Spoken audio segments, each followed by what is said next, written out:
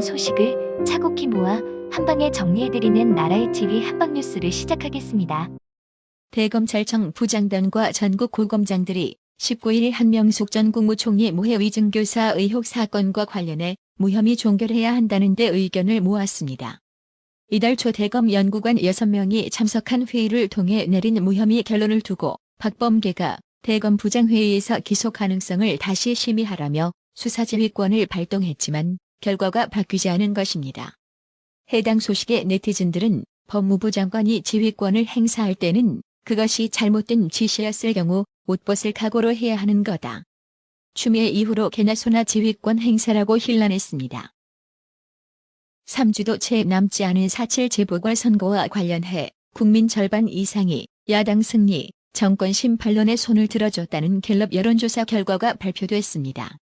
특히 서울에서는 60% 이상이 문재인 정부 견제를 위해 야당 후보가 당선돼야 한다는 쪽에 동의했습니다. 나아가 문재인의 지지율은 한국토지주택공사 LH 땅 투기 의혹의 여파로 37%를 기록하는 등 최저치를 기록했습니다. 특히 서울에서는 27%로 전국 최저를 나타냈습니다. 여론조사기관 한국갤럽이 지난 16일에서 18일 사흘간 전국 18세 이상 1,005명을 대상으로 문재인의 국정수행 지지도를 조사한 결과 긍정평가는 전주 대비 1% 하락한 37%, 부정평가는 1% 오른 55%를 기록했습니다. 정당 지지도의 경우 더불어민주당이 전주와 동일한 35%, 국민의힘은 4주 연속 상승세를 보이며 전주보다 1%포인트 오른 26%를 나타났습니다. 이어 정의당 5%, 국민의당 4%, 열린민주당 3% 등의 순이었습니다. 이처럼 지지율 면에서 갈수록 불리한 여건이 조성되자 박영선 더불어민주당 서울시장 후보가 19일 우한 코로나 극복 차원에서 서울시민 모두에게 1인당 10만 원의 보편적 재난위로금을 블록체인 기반의 KS 서울 디지털 화폐로 지급하겠다고 밝혀 빈축을 사고 있는데요. 이에 네티즌들은 반장되겠다고 떡볶이 사준다는 초딩이 생각나네라고 비꼬았습니다. 조선일보 역시 사설을 통해 서울 시민 모두에게 1인당 10만 원씩 재난지원금을 주겠다고 했다는 박영선에 대해 오래전에 없어진 고무신 선거, 돈 봉투 선거의 노골적 부활이다.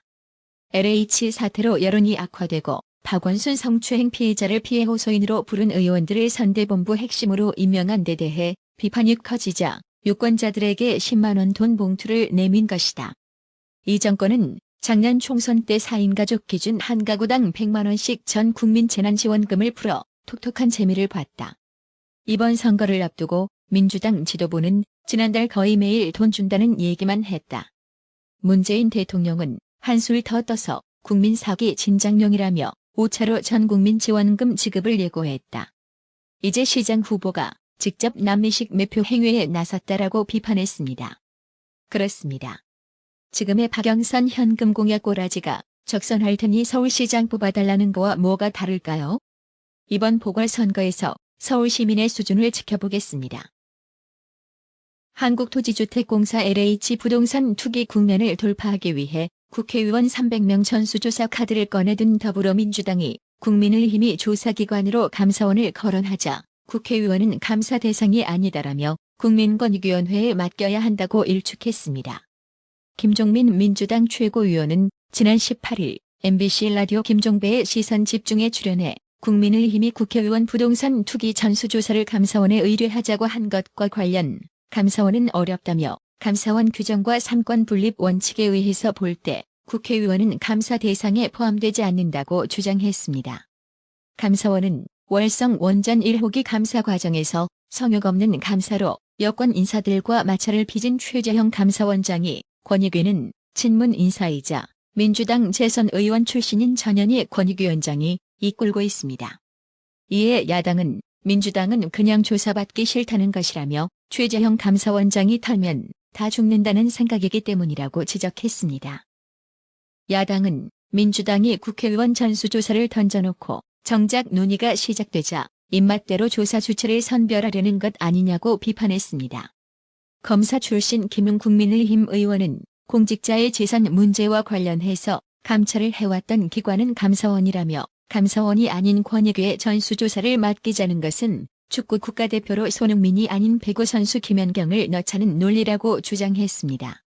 민주당은 차라리 전수조사를 하기 싫다고 말하라라고 일침을 가한 김웅 의원은 최재형 감사원장한테 털리면 다 죽는다고 생각해서 저러는 것이냐고 비판했습니다. 같은 당 박성중 의원도 객관적으로 공정하게 조사할 수 있는 곳은 검찰과 감사원뿐이라며 권익위는 제3의 공신력 있는 기관도 아니고 권익위원장도 친문인 전현희 전 의원이기에 권익위가 국회의원 전수조사를 맡는다는 것은 말이 안 된다고 지적했습니다.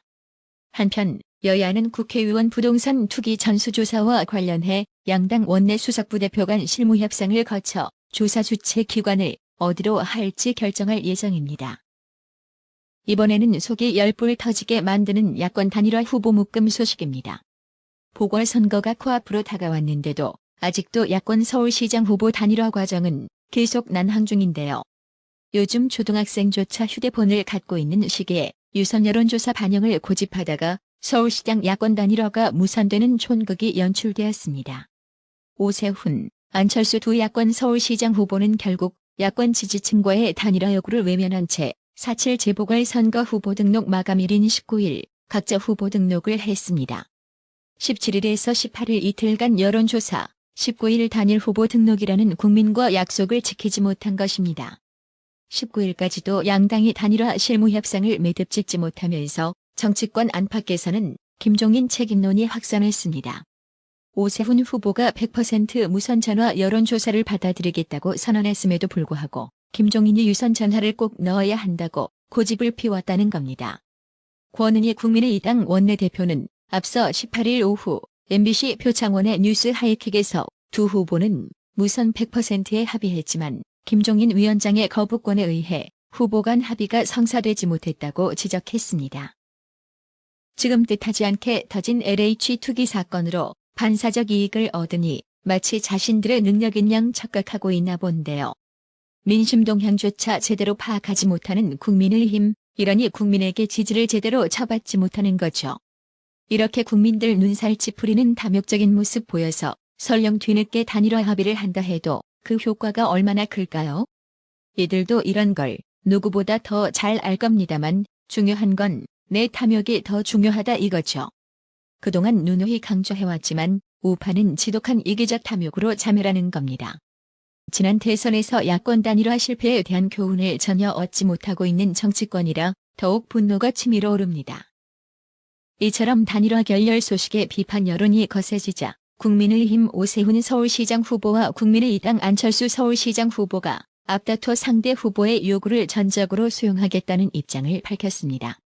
안철수 후보는 19일 오후 국회에서 긴급 기자회견을 열어 오늘 아침 국민의힘 요구사항을 수용하겠다고 했더니 해석에 뒷말이 많다며 국민의힘이 추가 요구사항이 있다면 그것도 다 수용하겠다고 말했습니다. 이에 질세라 오세훈 후보도 긴급 기자회견을 자청해 내가 서울시장이 되는 것보다 박영선 더불어민주당 후보의 서울시장 당선 처지가 훨씬 중요한 가치라고 밝혔습니다. 근데 말입니다. 이렇게 양 후보가 서로 양보해도 또 실무협상이라는 게 남은 모양입니다. 안철수 국민의당 서울시장 후보는 20일 저희 측은 어제부터 후보 단일화를 위한 실무협상 재개를 요청하고 기다리고 있지만 아직 연락이 없다고 한다며 국민의힘의 화답을 요청한다고 밝혔습니다. 한편 김형호 전 의장은 이날 자신의 페이스북에 올린 글에서 신속하게 단일화를 마무리 지어야 한다며 일요일, 월요일 중 자신들이 양보한 대로 여론조사를 진행하고 늦어도 23일에는 단일 후보를 발표하라고 충고했습니다. 늦어도 23일에는 단일 후보를 발표하라고 한 김형호 전 국회의장의 페이스북 글을 공유한 안철수 후보는 김형호 전 의장의 말씀에 동의한다. 여론조사를 위한 실무는 시간이 많이 필요하지 않다고 답했습니다. 근데 나라의 TV가 뉴스를 제작하는 중에도 구독자님들께 오세훈 측의 입장을 전달하려고 살펴보았지만 아직 오세훈 측의 추가적인 입장은 나오지 않았습니다. 앞서 진중권 씨는 19일 자신의 페이스북에 올린 글에서 경쟁력 플러스 적합도 유선 10% 안철수가 받기로 한 것으로 압니다라면서 양보하겠다고 국민 앞에서 약속했으면 잔머리 굴리지 말고 그냥 받을 일이라고 꼬집었습니다. 그렇습니다. 지금 소식만으로도 더 이상 시간을 지체한다면 오세훈 이미지만 그냥 끝장나는 거죠. 자신 없다면 그냥 이쯤에서 깔끔하게 물러나던가 이게 뭐하고 자빠진 짓거리인지 모르겠습니다. 이래서 오세훈 측의 실드 쳐주기가 힘이 드는 겁니다. 조 바이든 미국 행정부가 대북 정책을 설명할 때 한반도 비핵화가 아닌 북한 비핵화라는 표현을 쓰기 시작해 눈길을 끌고 있습니다. 로이터 통신은 지난 10년 동안 국제사회에서 보편적으로 쓰인 한반도 비핵화라는 표현이 바이든 행정부 취임 후 북한 비핵화로 쓰이고 있다면서 의도적이며 주목할 만한 변화라고 현지 시간 18일 지적했습니다. 한반도 비핵화라는 표현은 2018년 김정은과 도널드 트럼프 미국 대통령의 싱가포르 합의뿐 아니라 유엔 안전보장이사회와 각종 국제협정에서 10년 동안 널리 사용되었습니다. 그러나 토니 블링컨 미국 국무장관을 비롯해 바이든 행정부 고위 관계자들은 한반도 비핵화 대신 북한 비핵화라는 표현을 일관적으로 쓰고 있습니다. 북한은 여전히 조선반도 비핵화를 내세우는데 여기에는 한반도 지역에서 모든 핵위험 요소를 제거하는 의미가 포함된 만큼 미국은 비핵화 대상을 북한으로 명시, 북한에 검증 가능하며 돌이킬 수 없는 비핵화 외에 다른 해석의 여지를 주지 않으려는 의도로 풀이됩니다. 한마디로 북한이 주장하는 조선반도 비핵화 의미를 제대로 간파한 건데요. 로이터 통신은 18일 한미 외교, 국방장관 회담 후 열린 공동 기자회견에서 한미 간 관점의 차이가 부각됐다고 전했습니다. 블링컨 국무장관은 북한의 비핵화라는 표현을 계속 썼지만 정의용 외교장관은 한반도의 비핵화라는 표현이 더 올바른 표현이라 생각한다고 말했다는데요. 한반도 비핵화가 더 올바른 표현이라는 정의용 이작자는 도대체 무슨 생각을 가진 인간일까요? 그동안 대한민국 우파 진영은 대한민국에 핵이 없는데 왜 한반도 비핵화냐며 김정은과 문재인 좌파 정권이 사용하는 한반도 비핵화 용어에 반감을 가지며 정확하게는 북한 비핵화라는 용어 사용이 맞다고 일관되게 주장해왔습니다. 해당 소식에 네티즌들 역시 북한의 비핵화가 맞지. 대한민국이 핵을 보유하나? 종북이들이라며 한반도 비핵화라 등신 같은 소리 하는 인간 이제 뭐라고 할까라고 힐난했습니다. 나라의 TV는 구독료 후원으로만 운영 유지되고 있으니 구독자님들의 따뜻한 정성이 필요합니다. 항상 뉴스 전달 방식에 노력하는 나라의 TV가 되겠습니다. 구독 그리고 알람 설정, 뉴스 영상 내용이 좋았다면 좋아요를 클릭해주세요.